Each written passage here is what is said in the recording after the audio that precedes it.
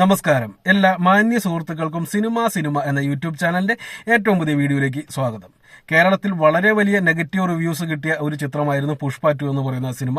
ആ സിനിമയെക്കുറിച്ച് അല്ലെങ്കിൽ അതിന്റെ റിവ്യൂവിനെ കുറിച്ച് ഇനി നമ്മൾ പറയേണ്ട കാര്യമില്ല. എല്ലാവരും തന്നെ അത് കേട്ടിട്ടുള്ളതാണ്. കണ്ടവരൊക്കെ വലിയ കാര്യമായിട്ട് തെറി വിളിച്ച് നമ്മൾ സോഷ്യൽ മീഡിയയിലൂടെ കണ്ടു എന്നതിനേക്കാൾ അപ്പുറമായിട്ട് കാണാത്തവരാണ് ഏറ്റവും കൂടുതൽ തെറി വിളിച്ചത് എന്നുള്ളതും വളരെ രസകരമായിട്ട് തോന്നുന്ന ഒരു കാര്യമാണ്. ഇന്നലെയൊക്കെ നമ്മൾ ചെയ്ത വീഡിയോന്റെ താഴെ പടം കണ്ടിട്ട് വന്നിട്ട് കമന്റ് ചെയ്യുന്ന ആളുകളുണ്ട്. അവരൊക്കെ പറയുന്ന കുഴപ്പമില്ല, തരക്കേടില്ലാതെ കണ്ടിരിക്കാമെന്നൊക്കെയുള്ള രീതിയിലുള്ള രശ്മിക മന്ദാനയുടെ പെർഫോമൻസിനെ കുറിച്ചൊക്കെയാണ് ഏറ്റവും കൂടുതൽ ആരാധകർ നെഗറ്റീവായിട്ട് പറഞ്ഞുകൊണ്ടിരിക്കുന്നത്. പക്ഷെ പൊതുവെ അതുപോലെ ക്ലൈമാക്സ് ഫൈറ്റിനെ കുറിച്ചും ബാക്കിയെല്ലാം പൊതുവെ തരക്കേടില്ലാതെ കണ്ടിരിക്കാവുന്ന ഒരു തെലുങ്ക് സിനിമ എന്നുള്ള രീതിയിൽ തന്നെയാണ് പറയുന്നത്. പക്ഷെ ഈ ഒരു അഭിപ്രായമൊന്നുമല്ല കേരളത്തിന് പുറത്ത് മറ്റുള്ള ലോകത്ത് ലഭിച്ചുകൊണ്ടിരിക്കുന്നത്. ഭീകരമായിട്ടുള്ള ഹിറ്റിലേക്കാണ് സിനിമ പോകുന്നത്. ഇന്നലെ നമ്മൾ ഇതിന്റെ റിവ്യൂ കളക്ഷൻ വീഡിയോ ഇട്ടപ്പോൾ ഞാൻ കൃത്യമായിട്ട് പറഞ്ഞിരുന്നു, ഞായറാഴ്ച മിക്കവാറും 200 കോടി കിട്ടും എന്ന് ട്രേഡ് അനലിസ്റ്റുകൾ റിപ്പോർട്ട് ചെയ്യപ്പെട്ടിട്ടുണ്ടായിരുന്നു എന്നുള്ളത്. കൃത്യമായിട്ട് 200 കോടിക്ക് മുകളിൽ തന്നെ ചിത്രം വന്നു നിന്നു. അതൊരു വലിയ റെക്കോർഡാണ് എന്നുള്ളത് കൂടി എടുത്ത് പറയേണ്ടതുണ്ട്. കാരണം എന്താണെന്ന് വെച്ചിട്ടുണ്ടെങ്കിൽ ആദ്യത്തെ റിലീസ് ചെയ്ത ദിവസത്തിലല്ലാതെ വേറെ ഒരു ദിവസവും ഒരു ഇന്ത്യൻ സിനിമയ്ക്ക് 200 കോടി ടച്ച് ചെയ്യാൻ സാധിച്ചിട്ടില്ല. അതായത് വലിയ വലിയ ഹിറ്റുകളായിട്ടുള്ള ഏത് സിനിമ എടുത്തു നോക്കിയാലും ആദ്യത്തെ ദിവസം 200 കോടിക്ക് മുകളിൽ നേടിയ സിനിമകളുണ്ട്. അതും തന്നെ 3-4 സിനിമകളേ ഉള്ളൂ. അതിനുശേഷം പിന്നീട് ഒരിക്കലും ആ ഒരു സിനിമയ്ക്ക് 200 കോടി എന്ന് പറയുന്ന മാർജിൻ ടച്ച് ചെയ്യാൻ സാധിച്ചിട്ടില്ല. അത് ഇന്നലത്തോടു കൂടി പുഷ്പ 2 എന്ന് പറയുന്ന സിനിമ നേടിയിരിക്കുന്നു. ആദ്യ ദിവസം 282.91 കോടി 283 കോടി രൂപ നേടിയ ചിത്രത്തിന് ഇന്നലെ മാത്രം 204 കോടി 52 ലക്ഷം രൂപ നേടിയെടുക്കാൻ സാധിച്ചു.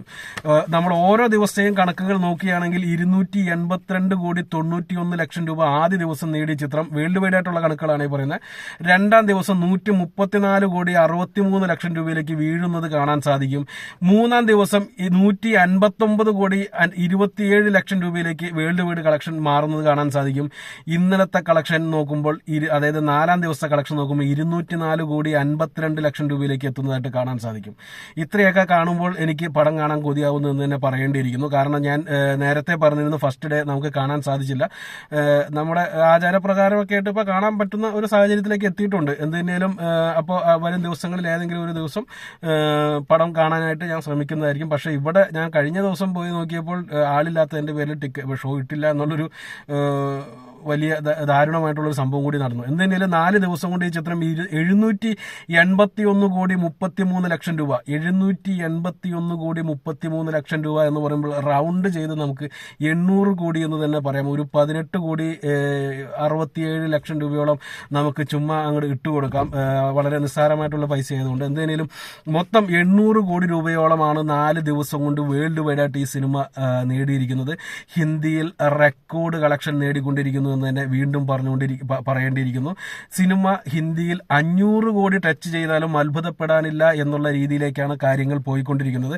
സിനിമ 500 കോടി ടച്ച് ചെയ്യുകയാണെങ്കിൽ ഹിന്ദി ചരിത്രത്തിൽ ഏറ്റവും കൂടുതൽ കളക്ഷൻ നേടിയ സിനിമകളുടെ ലിസ്റ്റിൽ ഒരുപക്ഷെ 2ാം സ്ഥാനത്ത് വന്ന് നിൽക്കാനുള്ള സാധ്യതയുണ്ട്.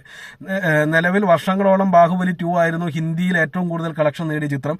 അതിനെ മറികടന്ന് ഇപ്പോൾ ഷാരൂഖ് ഖാന്റെ 2 ചിത്രങ്ങൾ കയറി നിൽക്കുന്നുണ്ട്. അതിൽ തന്നെ ഒരു സിനിമയെ മറികടക്കാൻ ഈ സിനിമയ്ക്ക് അധികം സമയം വേണ്ട എന്നുള്ള റിപ്പോർട്ടുകളാണ് ഇപ്പോൾ പുറത്തു വന്നുകൊണ്ടിരിക്കുന്നത്. ഒരുപക്ഷെ ഹിന്ദിയിലെ ഏറ്റവും വലിയ ഹിറ്റായിട്ട് ഈ ചിത്രം മാറിയാലും ഒട്ടും അത്ഭുതപ്പെടാനില്ല. അത്ര വലിയ ഹിറ്റിലേക്ക് ഹിന്ദി മാറിയിരിക്കുന്നു. ഓക്കെ, അപ്പോൾ നിങ്ങളുടെ ഓരോരുത്തരുടെയും കമന്റുകളും വിലപ്പെട്ട അഭിപ്രായങ്ങളും പ്രതീക്ഷിച്ചുകൊണ്ട് നിർത്തുന്നു.